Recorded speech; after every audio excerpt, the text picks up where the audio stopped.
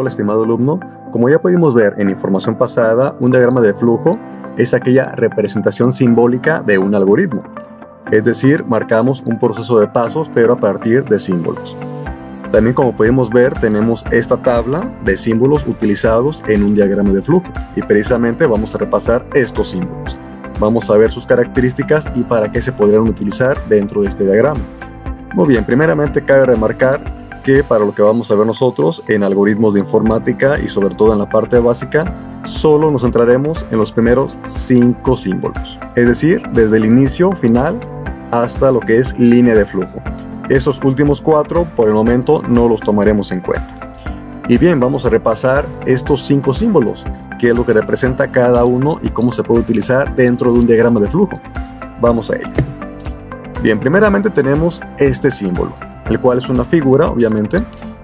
Tenemos la figura de un rectángulo pero redondeado, pero también podría ser que se utilice esta figura que sería un elipse.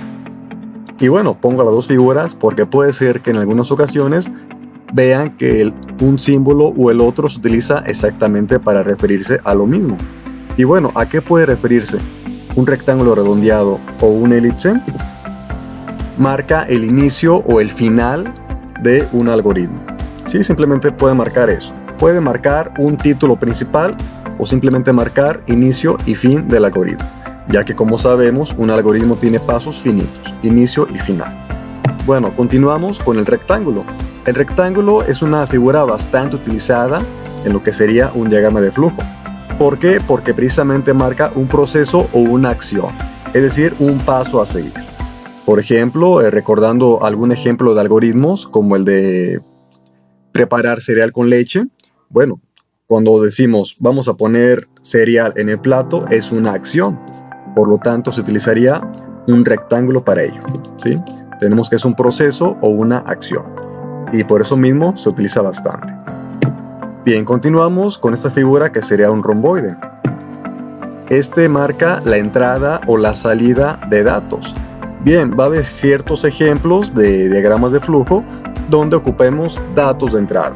Más que nada se ve esto en los algoritmos matemáticos o los que van orientados a la programación, ya que en este tipo de procesos matemáticos siempre hay datos de entrada. O bueno, también puede ser con datos de tipo cualitativos, aunque se da más de tipo cuantitativos. Un ejemplo fácil podría ser que vayamos a realizar el promedio de un alumno, el cual tuvo 5 calificaciones. Bueno, en este caso los datos de entrada serían las 5 calificaciones. ¿Sí? Ya que simplemente son datos, no marcan un inicio, no marcan un final y tampoco marcan una acción, simplemente son datos de entrada. Vamos a continuar con el rombo. Bien, ¿qué marca un rombo? Una decisión o pregunta. Precisamente esta figura es la que marca una gran diferencia en lo que es un simple algoritmo escrito o la utilización de un diagrama de flujo. Digamos que el utilizar un diagrama de flujo es mucho mejor que simplemente describir pasos, ya que representa visualmente una mejor información. Y no solo esto, sino que podemos hacerlo un poco más largo para hacerlo más claro. ¿Por qué? Porque un algoritmo puede contener ciertas preguntas o decisiones, las cuales van a ir marcadas en un rombo. Por ejemplo, vamos a volver al ejemplo del promedio del alumno. Después de que obtenemos un promedio para el alumno, podemos decidir si este está aprobado o reprobado, ¿verdad? De acuerdo a lo que sacó, digamos que la mínima para pasar fuera un 6. Entonces aquí marcamos que su calificación fue mayor o igual a 6, podrá estar aprobado. O simplemente podríamos poner una pregunta dentro de este rombo. ¿El alumno tiene un promedio de 6 o más? Si la respuesta es sí, está aprobado. Si la respuesta es no, está reprobado, ¿verdad? Bien, ya más adelante veremos más ejemplos de igual manera para que quede más claro cómo utilizar estas figuras. Y vamos con la última, que sería una flecha. Bien, las flechas que marca es una línea de flujo. Esta flecha, digamos que marca precisamente el flujo que lleva el proceso de un algoritmo transformado en un diagrama de flujo. Por ejemplo, si voy a sacar un promedio, pues primero ocupo las calificaciones, ¿verdad? Después haría un proceso, es decir, con el rectángulo, haría el proceso de calcular el promedio. Ya sería una acción, por eso sería dentro de un rectángulo. Pero para esto marcamos de los datos al proceso con una flecha. Ya también veremos más adelante ejemplos más precisos, aunque ustedes también en el material pasado ya vieron cómo se utiliza la flecha, perdón.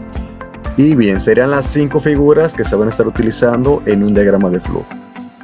Bien, en el próximo material pues ya veremos, digamos, un ejemplo más práctico sobre esto. Por el momento será todo, me despido de ustedes y espero ya haya quedado más claro la simbología de un diagrama de flujo. Hasta luego.